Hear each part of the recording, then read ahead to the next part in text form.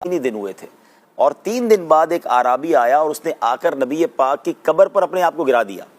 और फिर रोज़ा रसूल की खाक सर पर डालने लगा और अर्ज करता है, या रसूल अल्लाह अस्सलामु अलैका सल्लल्लाहु अलैका, ए अल्लाह अज़्ज़ व जल के रसूल आप पर सलामती हो, अल्लाह अज़्ज़ व जल आप पर रहमत नाजिल फरमाए। जो आपने फरमाया हमने सुना और जो आप अलैहिस्सलातु वस्सलाम पर नाजिल हुआ उसमें ये आयत मुबारका है, वलौ अन्नहुम इज़ ज़लमू अनफुसहुम जाऊका फस्तगफरुल्लाह वस्तगफर लहुमुर रसूल लवजदुल्लाह तव्वाबर रहीमा।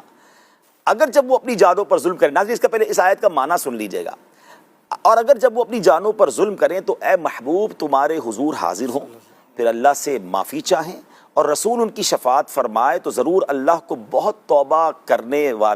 कबूल करने वाला मेहरबान पाएँ। 3 कंडीशन है नाज़रीन इसमें, ये याद रखिएगा। अपनी जानों पर जुल्म करें यानी गुनाहगार हम हैं गुनाहगार, ठीक है ना, और महबूब अलैहिस्सलाम के हुजूर हाजिर हो जाएं और फिर अल्लाह से माफ़ी चाहें और अल्लाह की बारगाह में नबी पाक उनकी शफाअत कर दे तो फिर अल्लाह को बहुत तौबा कबूल करने वाला मेहरबान पाएंगे। उस आराबी ने, उस गांव से आने वाले ने नबी पाक के 3 दिन दुनिया से पर्दा फरमाने के बाद कब्र अनवर पर जाकर ये अर्ज़ किया, अल्लाह अकबर। फिर कहता है, हुजूर मैंने अपने आप पर जुल्म किया है, आपकी बारगाह में हाजिर भी हो गया हूँ, आप मुझे रब ताला से बख्शवाएं। कब्र अक़दस के अंदर से निदा आई, मौला अली कह रहे हैं, कब्र अनवर से आवाज़ आती है, ऐ शख्स तुझे बख्श दिया गया।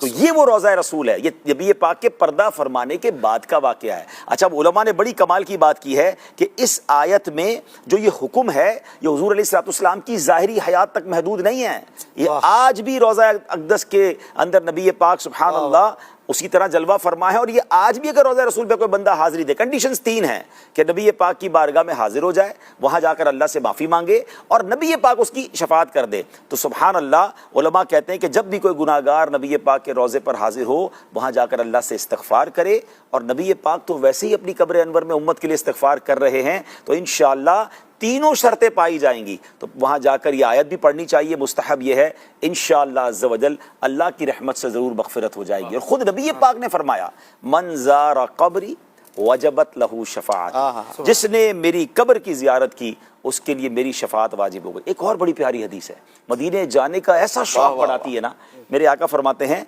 मन ज़ारनी बाद मौती फ़कअन्नमा ज़ारनी फ़ी हयाती। हाय हाय हाय, आका फरमाते जिसने मेरे पर्दा फरमाने के बाद मेरे रोज़े की ज़ियारत की वो ऐसा है जैसे उसने मेरी हयाती में मेरी ज़ियारत की। वमम माता बि अहदिल हरमैनी बुइसा मिनल आमिनीना यौमल क़ियामा, आका फरमाते जो इन दोनों हरमैन शरीफैन में से किसी एक में मर गया तो क़यामत के दिन अमन वाली जमात में उठाया जाए। इसका मतलब ये हुआ कि मदीने की हाज़िरी भी शफाअत दिलाती है और मक्के मदीने की मौत भी शफाअत दिलाती है। ये कैसा शहर है जहाँ ज़िंदगी में हाज़िरी दे दें तो भी शफाअत है, और अगर वहीं इंतकाल हो जाए ईमान के साथ तो सुब्हान अल्लाह, तैबा में मर के ठंडे चले जाओ आंखें बंद, सीधी सड़क ये शहर शफाअत नगर की है। तो आज के दौर में तो हम गुनाहगारों के गुनाह ही इतने हैं, तो बस तड़प बढ़ती रहनी चाहिए और यही अर्ज़ करते रहना चाहिए कि या अल्लाह मेरी शफाअत का इंतज़ाम हो जाएगा, मेरे लिए आसानी हो जाएगी, तो या अल्लाह मुझे नबी पाक के रोज़े की हाज़िरी अता फरमा। और जब वहाँ जाएँ तो क़िबला शेख तरीक़त अमीर अहले सुन्नत ने